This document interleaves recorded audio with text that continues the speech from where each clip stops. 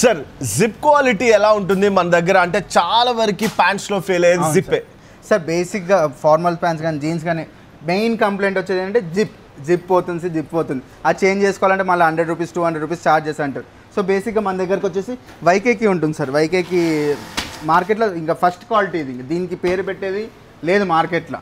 So మనం zip quality చూసుకున్నా కూడా ఇప్పుడు ఇంకా అది ఫినిష్ కాలేదు ప్రోడక్ట్, ఇంకా దీనికి ఫినిషింగ్ ఉంది, ఐరనింగ్ ఉంది, మీరు చెక్ చేసుకోవచ్చు. అస్సలు ప్రాబ్లం ఉండదు సార్ మన దగ్గర. సూపర్. సో వరకు మన దగ్గర జిప్ కంప్లైంట్ అనేది లేదు సార్ మార్కెట్లో. ఓకే, ఈ రోజు నేను అన్నీ మీకు స్ట్రైట్ ఫార్వర్డ్ క్వశ్చన్స్ అడిగేస్తాను. ఫస్ట్ జిప్ క్వాలిటీ అయిపోయింది సార్. నెక్స్ట్ వచ్చేసి మేజర్గా మా అమ్మ ఇష్టం వచ్చినట్టు సబ్బు వాడిద్ది, ష్రింక్ ఇష్టం వచ్చినట్టు వాడతారు. కలర్స్ కానీ కలర్స్ పోతుందా, ష్రింక్ అవుతుందా? లేదు సార్, ఇది ఈ మెయిన్ ఫార్మల్ ప్యాంట్స్లో మనకి మెయిన్ డ్రాబ్యాక్ ఏమీ లేదు సార్. ఎందుకంటే కాటన్కి వచ్చేసి మీకు సబ్బు పెడితే వైట్ లైన్స్ వస్తుంది సార్. దీంట్లో అటువంటిది ఏమి ఉండదు మనకి. సబ్బు పెట్టినా ఏం కాదు, ప్లస్ ఎండకి కొంచెం ఆరేసినా కూడా చాలా ప్రాబ్లం ఏమి ఉండదు సార్. అదే కాటన్ కానీ జీన్స్ కానీ కొంచెం ఎండకు ఆరేసినా కలర్ పోయేది ఉంటుంది సార్. ఫార్మల్ ప్యాంట్స్లో మీకు అట్లాంటి ఇబ్బంది ఏమి ఉండదు. అర్థమైంది కదా? మీరైతే ఇక పచ్చిగా ఉతికి పడేసుకోవచ్చు, ఏం కాదు, సబ్బు ఏదైనా వాడచ్చు. సో సార్ అయితే చెప్పారు కదా.